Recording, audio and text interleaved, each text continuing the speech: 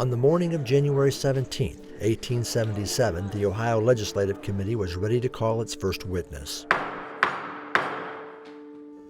We will now call our first witness, Mr. Amasa Stone. Gentlemen, I am Mr. Stone's personal physician. I regret to inform you that Mr. Stone is too delicate of health and cannot attend these proceedings. Determined to get answers, the Legislative Committee met Stone at his home on Millionaires Row on Euclid Avenue, which was also in Cleveland, Ohio, not far from the Kennard House Hotel.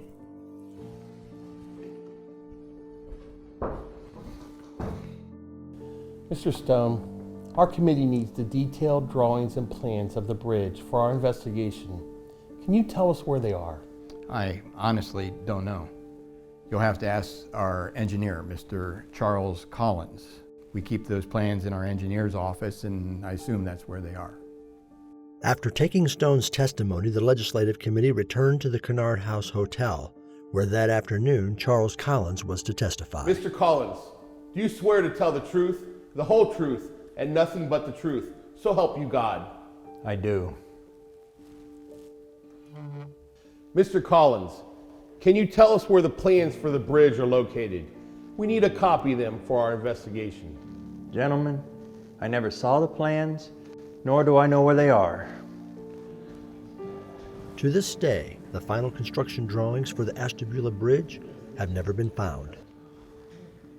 Mr. Collins, do you have any last statements you would like to make? Yes. In my opinion, this bridge was experimental.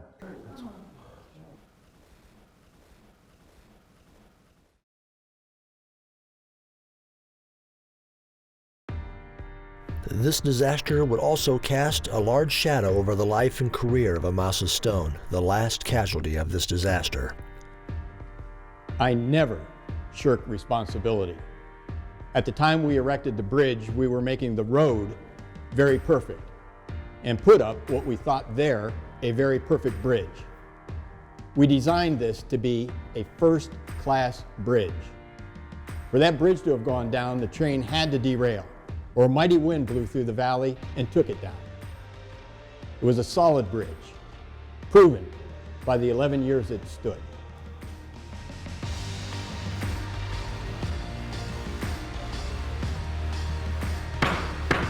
Mr. Stone, you have not been dismissed.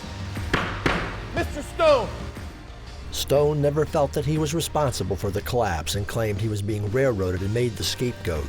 Despite stubborn denials of wrongdoing in any part of the design and construction of the Ashtabula Bridge, all 3 investigations held him responsible for its collapse. However, his power and wealth and the laws of the day kept Stone from ever being prosecuted, but he never could escape public scorn.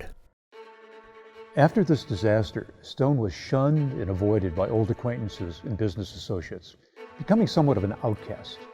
Perhaps to rebuild his reputation, or perhaps because of religious motivation, Stone threw himself into philanthropic work.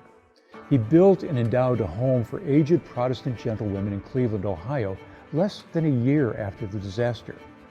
In 1881, Stone made his largest donation, $500,000 to Western Reserve College in Hudson, Ohio, with the provision that it move to Cleveland and name its men's college Adelbert in memory of his son, who had died while attempting to swim across the Connecticut River during a geology trip with his Yale professors in 1865.